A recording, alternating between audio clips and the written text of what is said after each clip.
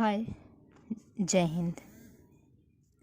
जैसा कि आए कुछ महीनों पहले एक डेढ़ महीने पहले आपने रणवीर सिंह का एक न्यूड फ़ोटो बहुत ही वायरल होते हुए देखा होगा, जिसमें रणवीर सिंह जो है अपना एक मैगज़ीन के लिए अपना फ़ोटो शूट कराए थे, जिसमें वो पूरी नग्नता के साथ थे, जिसमें उनके जिस्म पर एक भी कपड़े नहीं थे, एकदम नग्नता के साथ वो फ़ोटो शूट कराए थे, जिसको लेकर बहुत सारे विवाद हुए।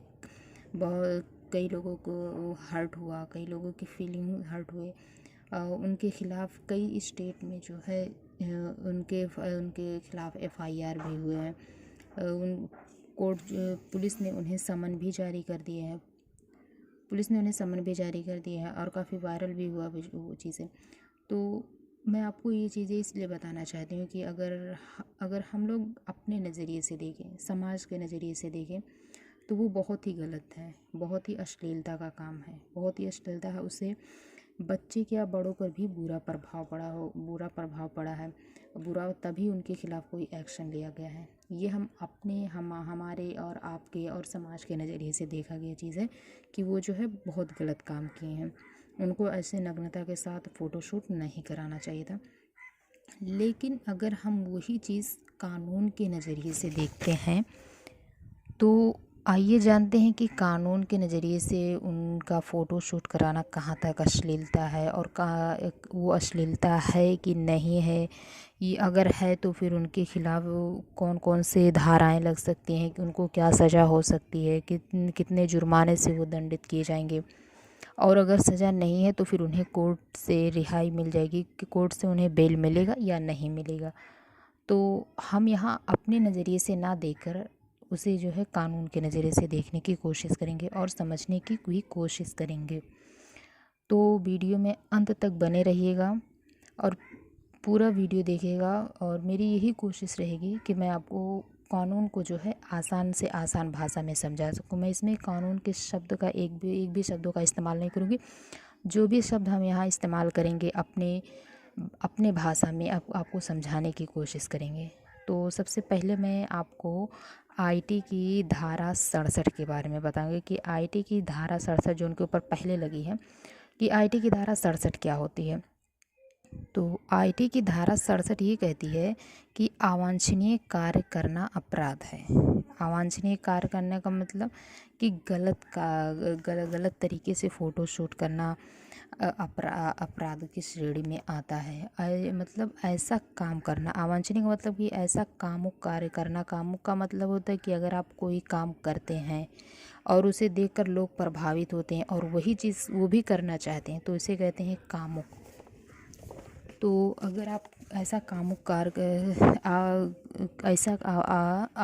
ऐसा जो है अश्लीलता का काम करते हैं और लोग उससे कामुक होते हैं, तो वो अश्लीलता के अंतर्गत आता है और उसमें आप अपराधी घोषित किए जाएंगे और उसमें 3 साल की सज़ा होगी। लेकिन अगर आप वही कार्य दोबारा करते हैं तो उसमें आपको 5 साल की सज़ा प्लस 5 लाख जुर्माने से भी दंडित किया जाएगा। ये तो हो गया आईटी एक्ट की धारा 67।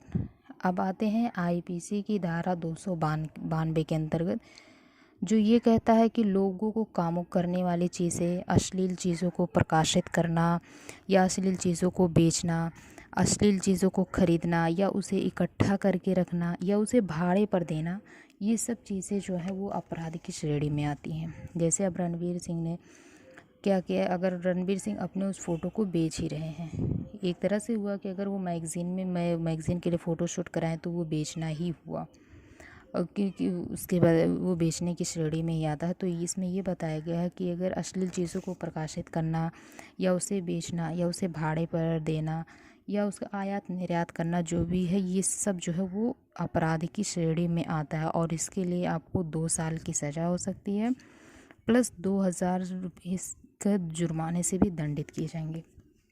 लेकिन अगर वही कार्य आप दोबारा करते हैं तो उसके लिए आपको 5 साल की सज़ा प्लस 5000 रुपये का जुर्माना दिया जाएगा। अब इसी में आईपीसी की एक और धारा आती है, धारा 293।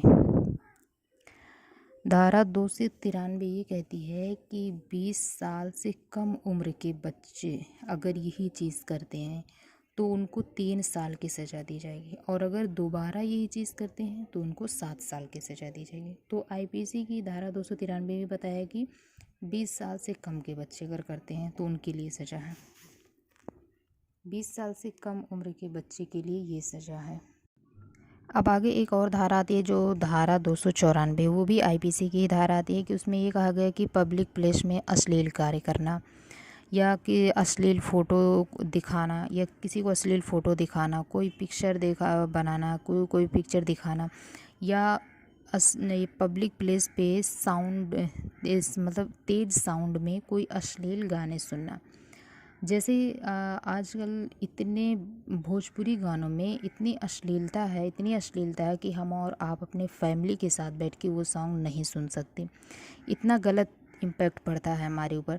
यहाँ तक कि अगर हम ऑटो में बैठ के अपने फैमिली के साथ जाते भी हैं और ऑटो वाले ने कोई कोई ऐसी भोजपुरी गाने लगा दिए जिसमें इतनी अश्लीलता होती है कि हम खुद ही अपने आप में एकदम एक शर्मिंदगी महसूस करने लगते हैं। हम अपनी फैमिली से नज़र नहीं मिला पाते, इतनी अश्लीलता है। तो ऐसे गाने अगर आप पब्लिक प्लेस पर सुनते हैं, वो भी तेज़ साउंड में, तो वो भी जो है अपराधी की श्रेणी में आता है, और उसके लिए भी आपको 3 महीने की सज़ा दी जा सकती है। नहीं, दी जाएगी।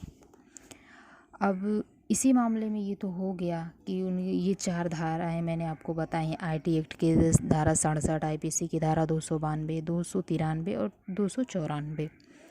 अब उसके बाद आप ये सुन लीजिए कि सुप्रीम कोर्ट ने इसमें अपना निर्णय किया दिया। वैसे इस मामले रणवीर सिंह के मामले में नहीं, उनका एक और डिसीजन है जिसके बारे में मैं आपको बता रही हूँ कि चंद्रकांता कल्याण दास वर्सेस स्टेट ऑफ महाराष्ट्र।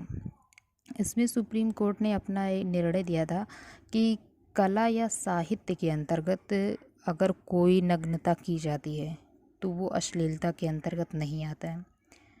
यानी अगर देखा जाए तो एक तरह से रणवीर सिंह ने तो अपनी कला के आधार पर ही नग्नता की है, तो उनका वो कार्य तो अश्लीलता है नहीं। ये तो सुप्रीम कोर्ट का ही डिसीजन, ये हमारा और आपका कोई डिसीजन तो है नहीं। लेकिन सुप्रीम कोर्ट ने ये भी कहा है कि अगर पब्लिक प्लेस के अंदर अगर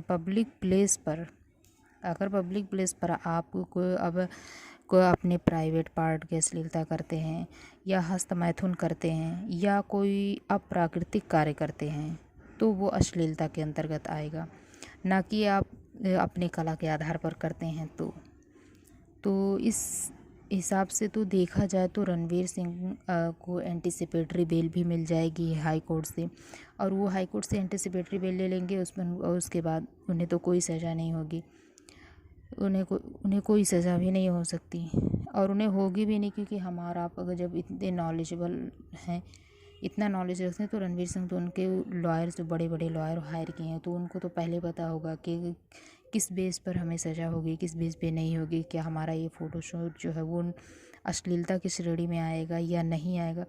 तो हर एक चीज़ में एक्सेप्शन होती है, तो एक्सेप्शन के बेस पर आपको जो है अपराध नहीं मिले, अपराधी घोषित नहीं किए जाएंगे। लेकिन अब कानून की दृष्टि से कानून को एक साइड रखें, फिर हम अपने सामाजिक तौर तरीके से सोचें, तो हमारे और आपके सोचने से तो वो बहुत गलत है, बहुत ही गलत फ़ोटोशूट है, जिसमें लोगों के ऊपर बहुत ही गलत इम्पैक्ट पड़ता है। जो उनके फ़ैन फॉलोइंग होते हैं वो भी ऐसे करने की ट्राई करते हैं, तो इसके लिए वो चीज़ें गलत हैं, वो चीज़ें लोगों पर बहुत ही इफ़ेक्ट पड़ती है। लेकिन कोई नहीं, अगर हम कानून के नज़रिए से, लेकिन हम यहाँ अपने नज़रिए से कुछ नहीं कर सकते, हमें कानून के जो भी करना है हमें कानून के नज़रिए से का देखना है, कानून के नज़रिए से ही करना है। तो आई होप कि आपको मेरी ये टूटी फूटी नॉलेज जो है वो समझ में आई होगी, मैं आपको समझा पाई होंगी।